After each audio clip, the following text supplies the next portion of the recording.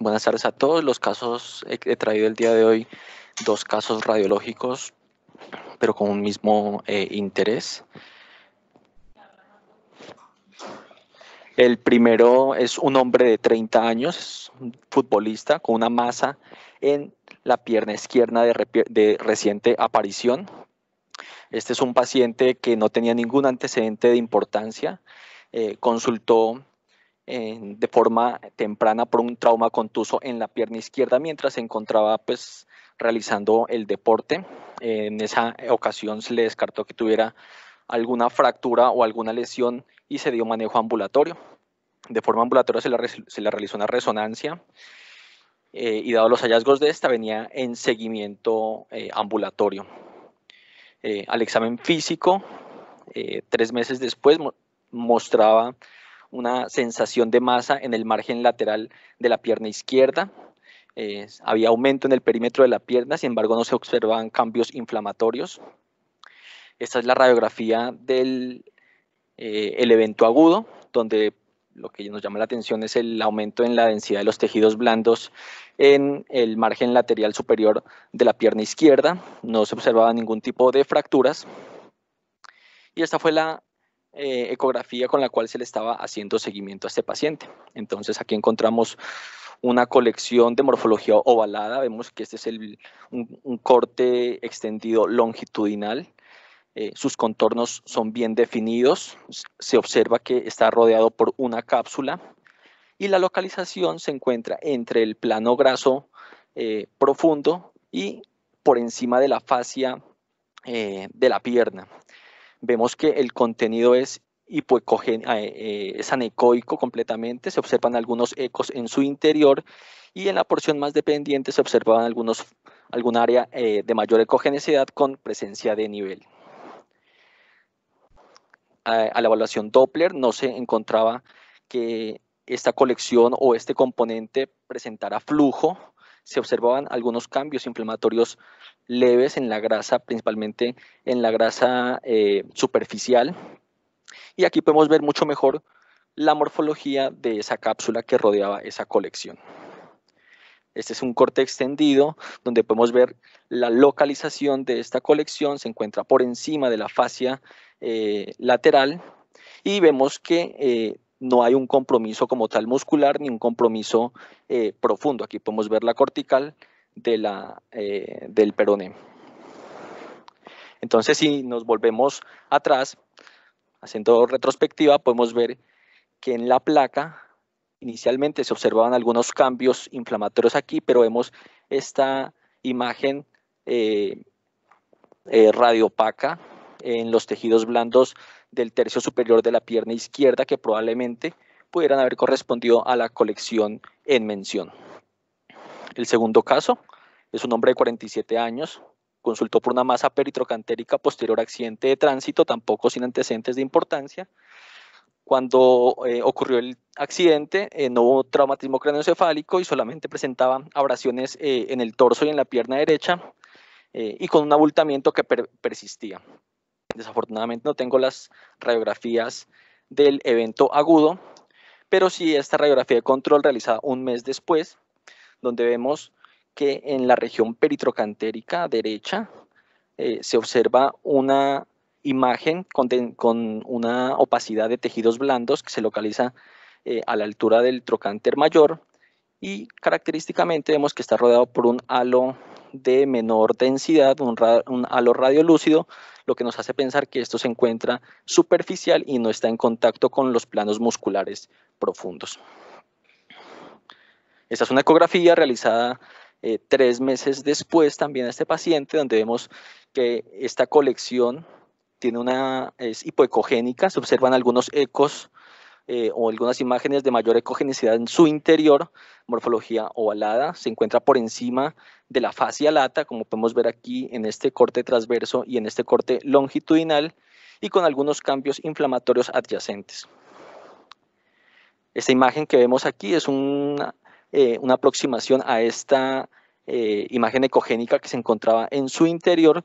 Se pensó que probablemente podría ser contenido grasa o coágulos.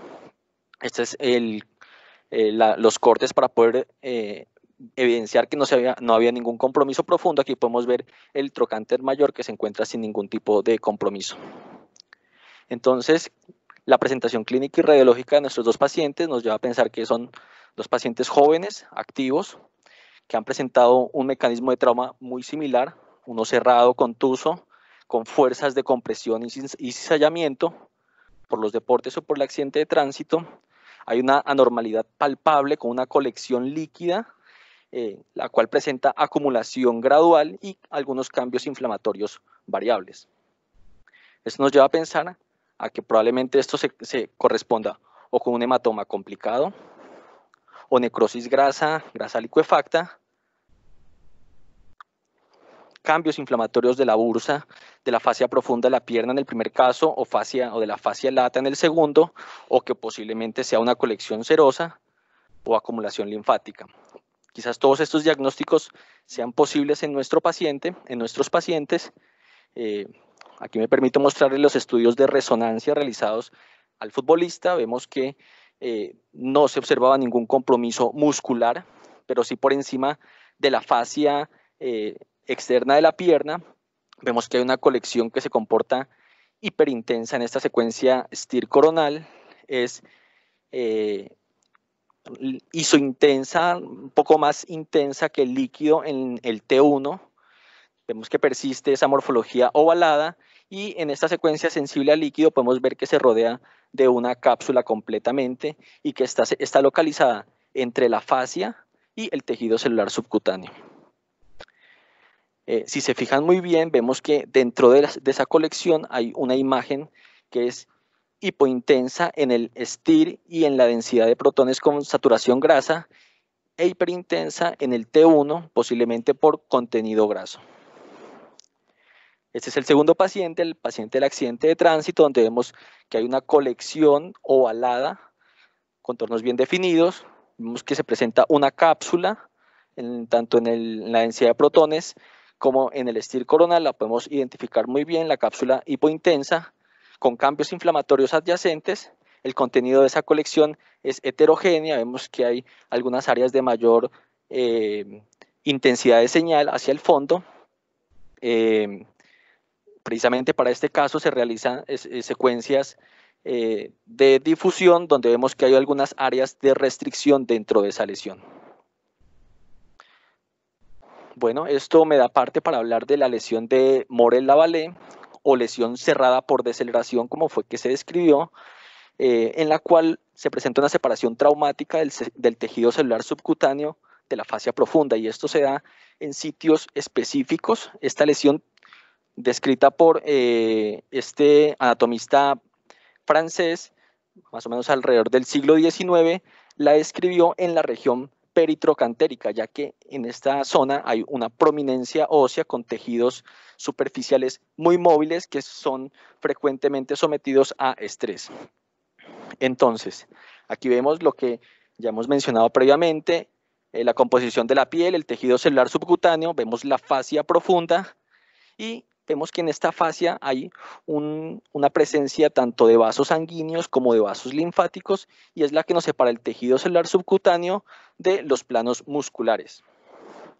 Cuando un paciente se somete a una fuerza, o esta zona se somete a una fuerza de cizallamiento, se separa o se desliza el tejido celular subcutáneo sobre la fascia fuerte, produciendo ruptura tanto de los linfáticos como de los vasos sanguíneos, y con la formación de un espacio virtual, el cual en el contexto de una ruptura vascular se puede llenar o de sangre, o de grasa, o de linfa, o incluso se puede infectar.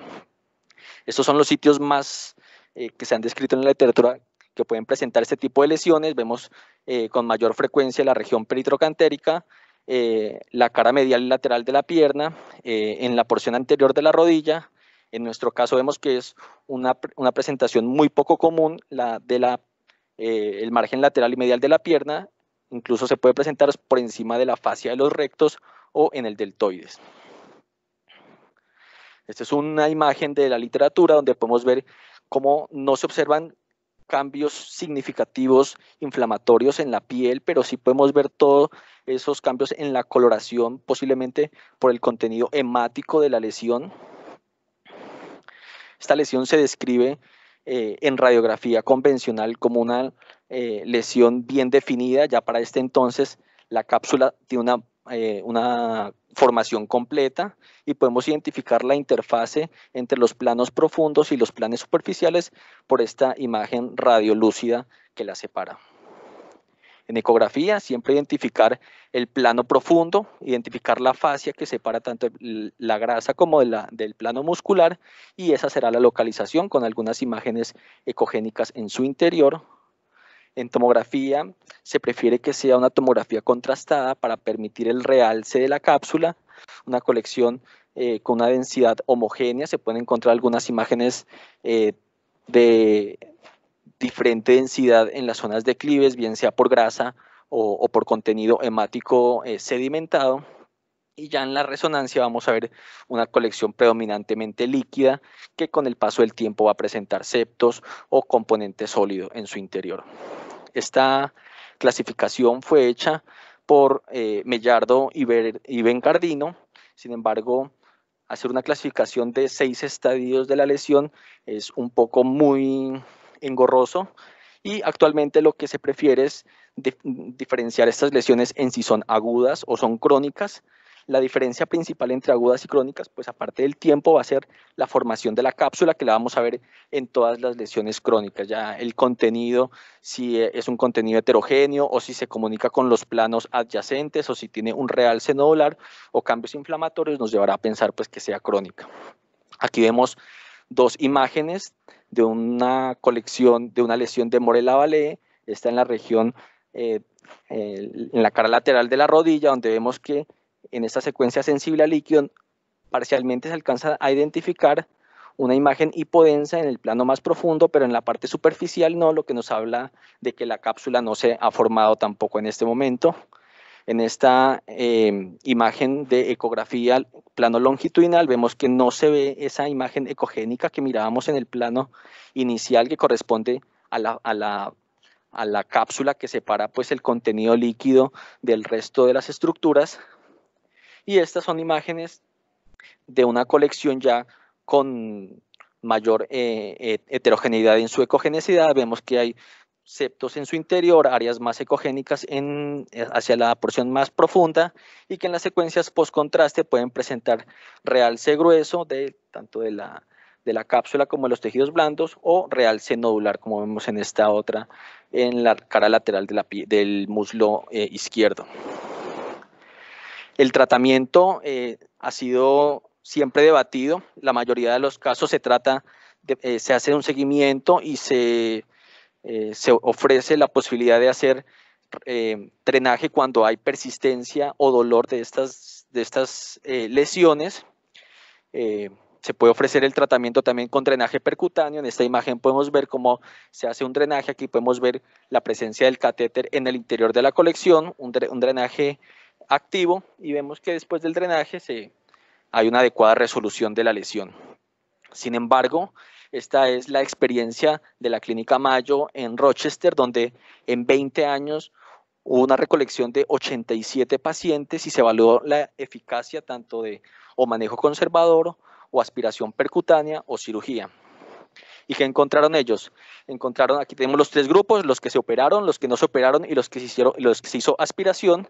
Y podemos ver que el riesgo de recurrencia a un año era mucho mayor en aquellos pacientes que se hizo aspiración, comparados con los que tanto se operaron como los que no se operaron, con una P significativa. Incluso la recurrencia era mucho, pues como ya mencionamos, aquí está el número de pacientes que hizo recurrencia.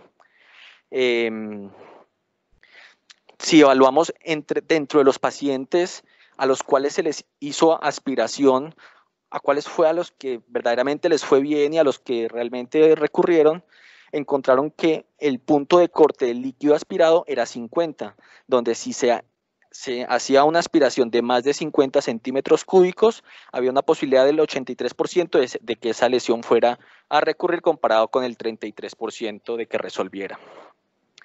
Entonces, finalmente recomiendan que el drenaje percutáneo sea realizado en aquellas colecciones que sean pequeñas, menores de 50 centímetros cúbicos.